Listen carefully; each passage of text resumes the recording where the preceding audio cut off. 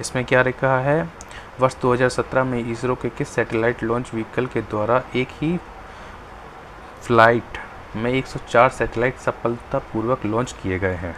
ठीक है, इसमें देखना है ये शब्द कहाँ पे दिए गए हैं, जो कि मैंने मेंशन किया है यूनिट नंबर 7। यूनिट नंबर ये अपना 7 हो गया, ये 8 हो गया। इसमें पॉइंट नंबर 3, 1 2 3, इसमें देखना है अंतरिक्ष विज्ञान। ठीक है, प्रौद्योगिकी अंतरिक्ष विज्ञान। ठीक है, ये अंतरिक्ष विज्ञान के अंतर्गत ये क्वेश्चन पूछा गया है।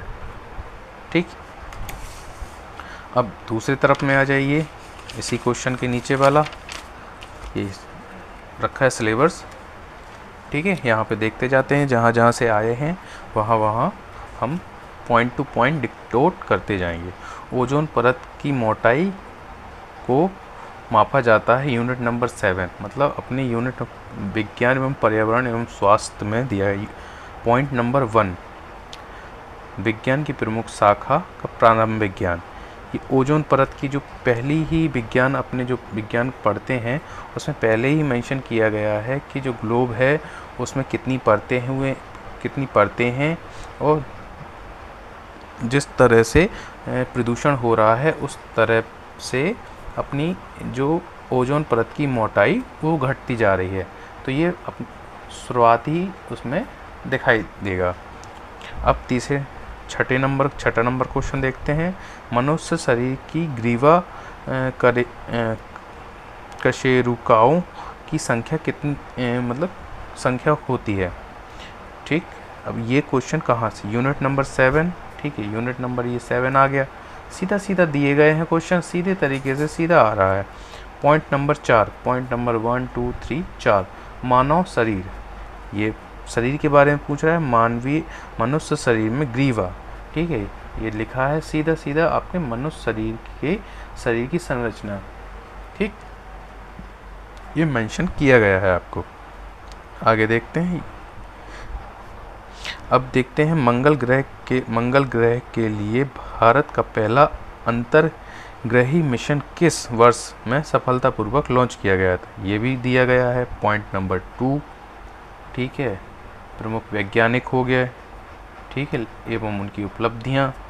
ठीक है, अंतर्ग्रह की सफलतापूर्वक लॉन्च किया, मतलब उसी से संबंधित है सन वगैरह कि जिस सन में किया गया था। ये अपना 2013 में हुआ था। आगे देखते हैं। निम्नलिखित में से कौन सा अनुच्छेद भारत के राष्ट्रपति महाभियोग के बारे में बताता है। सीधे देखो, ये क्वेश्चन मतलब इतने आसानी तरीके से बताया गया। यूनिट नंबर 5, आइए यूनिट नंबर 5 देखते हैं हम लोग। यूनिट नंबर 5 कहाँ रहा, ये रहा, देखो यूनिट नंबर भारत एवं मध्य प्रदेश की संवैधानिक व्यवस्था।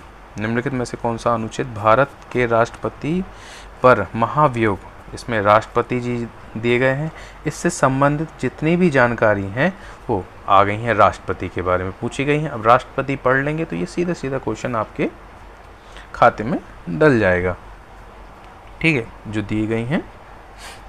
ठीक, अब देखते हैं नेक्स्ट 15 नंबर का क्वेश्चन। भारतीय संविधान के अनुच्छेद 76 के अनुसार राष्ट्रपति उस व्यक्ति को भारत का महान्यायवादी अटॉर्नी जनरल नियुक्त करेगा। अब इसमें महान्यायवादी के बारे में सीधा मतलब राष्ट्रपति से संबंधित ये भी पूरा है। ठीक, ये अपना राष्ट्रपति आ गया। ठीक, मतलब इससे सीधी मतलब इस पॉइंट से सीधे 2 क्वेश्चन बन गए आपके।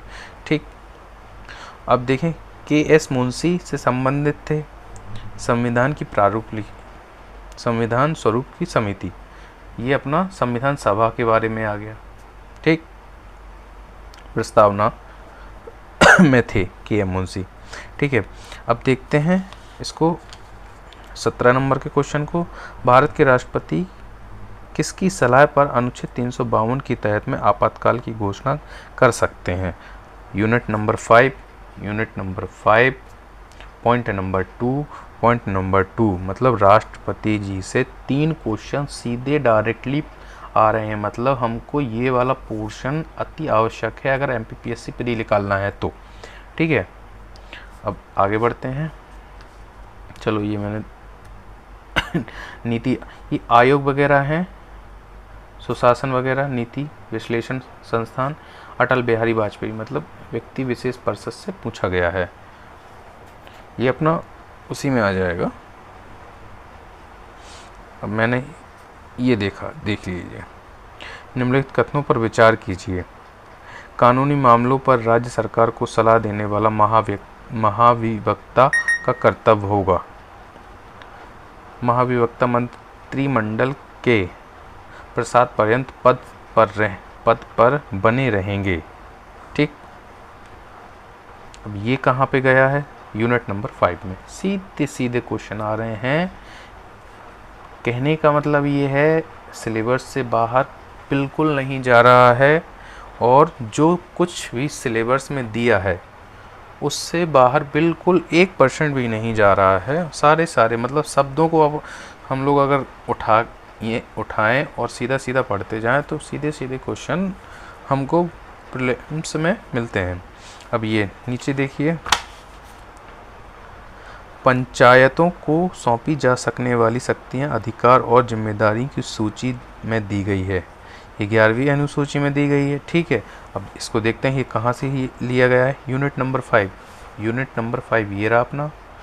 पॉइंट नंबर 8, 1 2 3 4 5 6 8 में देखते हैं। ठीक है, 8 9 में है, 9 में ये दिया गया है सीधा पंचायती राज। यहाँ पूछा गया है पंचायतों के बारे में पूरी शब्द को पकड़िए, आप समझिए बातों को, इन शब्दों को पकड़ना है। इनसे संबंधित जितनी भी जानकारी है वो हमको नोट बाय नोट एक चीज़ें अच्छे से लिखते जाना है और याद करते जाना है। इनसे कहीं बाहर नहीं जाने वाले क्वेश्चन। ठीक, ये हो गया। अब यहाँ देखते हैं भीमा जनजाति के लोग मध्य प्रदेश के किन जिलों में निवास करते हैं? भीमा जनजाति के लोग मध्य प्रदेश के किन जिलों में निवास करते हैं? अब ये क्वेश्चन कहाँ से उठाया गया है? अपने MPPSC प्री के सिलेबस में हम सीधा डिटेक्ट करते हैं। यूनिट नंबर 10, आइए देखते हैं यूनिट नंबर 10 कहाँ गई। यूनिट नंबर 10 ये रहा, यूनिट नंबर 10 ये रही। ठीक है, इसमें क्या पूछा गया है? जनजाति। पॉइंट नंबर 1 जनजाति।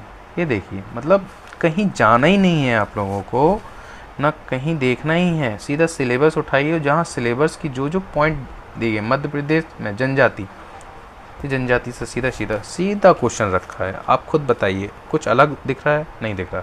जनजाति में लोग मध्य प्रदेश के किन जिलों में निवास करते हैं, मतलब भौगोलिक चीज़ें देखी गई हैं, किन जिलों में निवास करती है। ठीक, ये आ गया। मांडवारा त्यौहार द्वारा मनाया जाता है। ठीक, भारतीय द्वारा मनाया जाता है। अब देखिए unit number 10, point number 3, 1 2 3 Madhya Pradesh की त्यौहार।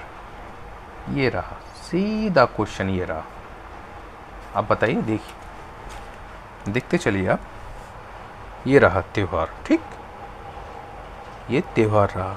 अब ये यहाँ देखिए और प्लस यहाँ देखिए आप, ये कुछ मतलब आपको कुछ चीज़ें क्लियर हो रही होंगी कि मैं आपको समझाना क्या चाह रहा हूँ, मैं बताना क्या चाह रहा हूँ। मतलब अगर शब्द को ही अगर उस चीज़ को पॉइंट रख के उसकी थोड़ी बहुत भी जानकारी ले लेते हैं तो हमारा प्री बहुत ही आसानी तरीके से निकल जाएगा। ठीक है, अब अगले क्वेश्चन की तरफ बढ़ते हैं। 23 नंबर के, महानायक टंट्या मामा किस आदिवासी जनजाति से संबंधित है? अब जनजाति तो ठीक है, आ गई। ठीक, ये रहा जनजाति। अब इसमें कहाँ है? मैं और अंदर डीप जा रहा हूँ। Unit number 10, point number 4, 1 2 3 4 Madhya Pradesh के व्यक्तित्व। ये रहा आपका, आप खुद बताइए, ये रहा आपका व्यक्तित्व। पूछा क्या है? ये व्यक्तित्व ही तो है। टंट्या मामा जी हैं, बोलो ये ना। देखिए आप यहाँ पे सीधा बताया गया है। टंट्या मामा किस आदिवासी जनजाति, ये जनजाति हो गई, ये व्यक्तित्व हो गया। मतलब चीज़ों को मर्ज कर दिया। बहुत ही आसानी की तरीके से, ठीक, ये बताएगा, जो कि अपनी भील जनजाति से थे। स्वतंत्रता सेनानी रघुनाथ सिंह मंडलोई से संबंधित है। अब ये जनजाति तो है ही है, ठीक। यूनिट नंबर 10 पॉइंट नंबर 4, ये भी अपना व्यक्तित्व से, मतलब एक शब्द से आपके सीधे सीधे 2 + 2 यानी 4 नंबर सीधे सीधे आपके खाते में आ रहे हैं, ठीक। स्वर्गीय श्री बादल भाई कौन थे? लो, एक और सीधा सीधा, मतलब उसी शब्द से आप ये मान के चलिए, व्यक्तित्व की शब्द से ये 3 क्वेश्चन हो गए हैं आपके, मतलब 6 अंक आपके, मतलब सीधे सीधे रखें अगर ये शब्द आपने पढ़ गए, ठीक। आगे बढ़ते हैं। आज हम लोग 30 क्वेश्चन ही पढ़ेंगे, कल नेक्स्ट क्लास में और 30 क्वेश्चन पढ़ेंगे, ऐसे कंटिन्यू हम 30 क्वेश्चन, मतलब 2015 से, ये तो डेमो था अभी फ़िलहाल के लिए, कि मतलब 2015 से लेके हम 2024 तक, मतलब 24 का तो यही कर ही रहे हैं, 2023-24 तक के सारे MPPSC प्री के जितने भी पेपर हैं उनको सॉल्व करेंगे, और अगले पेपर में इसकी और भी, मतलब इन क्वेश्चनों की थोड़ी बहुत जो इर्द गिर्द की जानकारी है वो भी मैं साथ में लाने वाला हूँ, ठीक है। और प्लस में अपने सिलेबस को डिकोड करते ही, मतलब कहाँ से शब्द के शब्द को उठाया गया है और कैसे क्वेश्चन बनाया गया है, ठीक है। और ये चीज़ आप पढ़ेंगे तो आप अगर किताब को पढ़ते हैं तो मतलब ये सीधे सीधे माइंड में क्वेश्चन बनेंगे कि हाँ ये व्यक्तित्व के बारे में है, इस बारे में इसको पूछा जा सकता है, ठीक है। आइए देखते हैं, 2-4 क्वेश्चन और बचे हैं। मध्य प्रदेश सरकार द्वारा आदिवासी लोक व पारंपरिक कलाओं के लिए महिलाओं को कौन सा सम्मान दिया जाता है? अब ये आ गया महिलाएं, ठीक, आदिवासी। अब इसमें कहाँ देखना है? यूनिट नंबर 10 पॉइंट नंबर 3, 1, 2, 3 क्या हो गया अपना? मध्य प्रदेश की जनजाति संस्कृति, ठीक है, पारंपरिक, ये कलाएं जो हो गई अपनी सांस्कृतिक कलाएं हैं, ठीक है। ये रखा, देखो ये सीधा सीधा पॉइंट ये रखा, कलाएं, ये रखा है कलाएं, और ये है कलाओं। अब बताइए आप, मतलब इतने आसान से क्वेश्चन पूछ रहे हैं कि जिसकी कोई सीमा नहीं है। बस हम गलती कहाँ करते हैं, ऊपर से पढ़ते हैं, थोड़ा सा अगर समझ के पढ़ें तो प्री कभी नहीं रुकने वाला है हमारा, ठीक। तो ये कलाओं के बारे में पूछ लिया गया है, ठीक। अब बिरहा किस आदिवासी जनजाति की महिला, मतलब महिलाओं से भी क्वेश्चन आ रहे हैं। अब देख रहे हैं ना, यहाँ पर सीधे सीधे 2 क्वेश्चन, स्वतंत्रता सेनानी, मतलब यहाँ, और बादल भाई, यहाँ से सीधे क्वेश्चन 2 पकड़े हैं। यहाँ 2 महिलाओं से सीधे सीधे क्वेश्चन है, मतलब महिलाओं पे भी जोर दिया जा रहा है कि अपन इनको भी पढ़ते जाएं। और ज़्यादा है नहीं है, थोड़ी भी होते हैं, तो आसानी तरीके से हम लोग उनको पढ़ लेंगे, बहुत जल्दी उनको कंप्लीट कर लेंगे, ठीक। अब चलो ये भी वही रहा।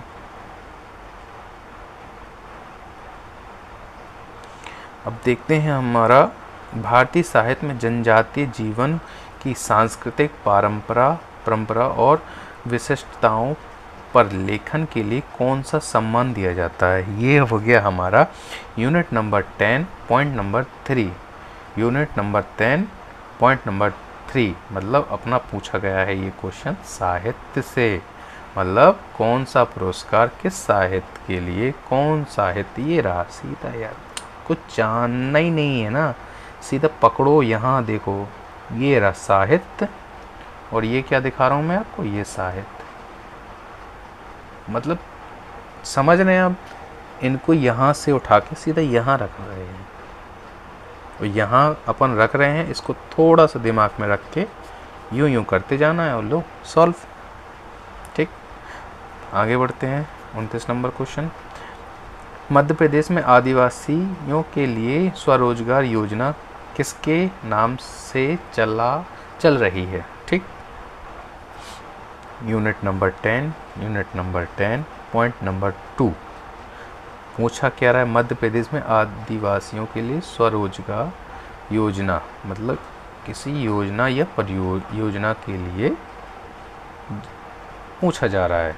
यूनिट नंबर 10 पॉइंट नंबर 2, इसमें क्या है? योजना है। लो, योजना ये रहा। अब इससे अच्छा कोई डिकोड करेगा? आप खुद ही बताइए।